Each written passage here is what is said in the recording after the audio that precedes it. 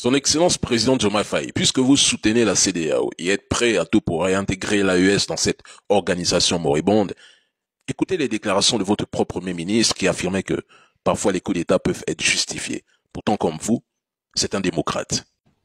J'ai sorti un communiqué pour dire ma position. Je condamne fermement cette fumisterie de la CEDEAO et de l'UEMOA. D'ailleurs, l'UEMOA n'a pas vocation à faire ce genre de sanctions. L'UEMOA est une union économique et monétaire. Ce n'est pas une union politique. Elle n'a pas le pouvoir de le faire. La CEDEAO, comme je l'ai dit, tôt ou tard, il va falloir la remettre en place ou la dissoudre. Parce que, et ce qui est intéressant d'ailleurs, de plus en plus, on est en train d'assister à deux CEDEAO. La CEDEAO des peuples en face de la CEDEAO d'un groupuscule d'affairistes. 16 présidents ou 15, je ne sais pas. C'est ça qui est en train de se passer. Et c'est intéressant. Il faut faire une étude sociopolitique de cette situation. Et heureusement que dans ce lot de présidents, il commence à se détacher des présidents qui, même s'ils sont arrivés au pouvoir dans les conditions qui ne sont pas les conditions idéales, parce que personne d'entre nous n'encourage le coup d'État. Mais, vous savez, tout principe a une exception. Tout principe. On te dit, toi, musulman, tu ne dois pas manger de la viande de porc. Tu te retrouves en plein désert. Tu n'as plus quoi manger. Tu vas mourir de faim alors qu'il y a un porc qui passe. Si tu le fais, tu t'es suicidé.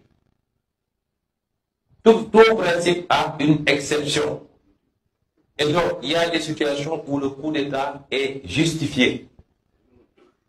Parce qu'à un moment donné, vous ne pouvez pas opposer la volonté de tout un peuple aux desiderata et aux caprices d'une seule personne et de sa famille. Maintenant, président Diomaye, vous dites que sortir de la CEDEAO serait une blessure au panafricanisme que les pères fondateurs ont légué. Ok. Si les pères fondateurs étaient à votre place, aurait-il voulu engager une guerre contre le Niger, sachant que tous étaient des militaires et certains des putschistes, parce que c'est ça la CEDEAO à la base? Aurait-il sanctionné ces pays en privant leur population d'électricité, causant ainsi la mort de citoyens innocents?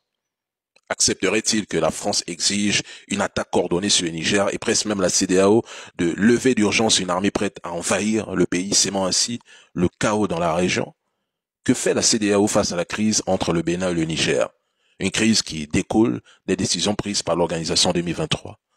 Déjà, président Diomaye Faye, clarifions les choses. Vous n'êtes pas des panafricanistes. Le panafricanisme, qu'il soit de gauche ou de droite, n'existe pas. Il faudrait d'abord définir ce qu'est réellement le panafricanisme. Lorsque vous et Sonko étiez séquestrés et torturés psychologiquement par l'ancien président Macky Sall, lorsque l'armée tirait sur la population sénégalaise et lorsque Ousmane Sonko affirmait sans langue de bois que la France-Afrique était terminée, où était votre CEDEAO? Qu'a fait la CEDEAO pour résoudre la crise sécuritaire au Mali, au Burkina Faso et au Niger, et même au Sénégal? Cette population sénégalaise qui disait à bas la CEDEAO et la France-Afrique est subitement devenue amnésique depuis que vous êtes au pouvoir. Je ne sais pas si c'est la consommation exclusive de psychotropes qui fait perdre le nord à certains sur Internet, mais sérieusement, réveillez-vous.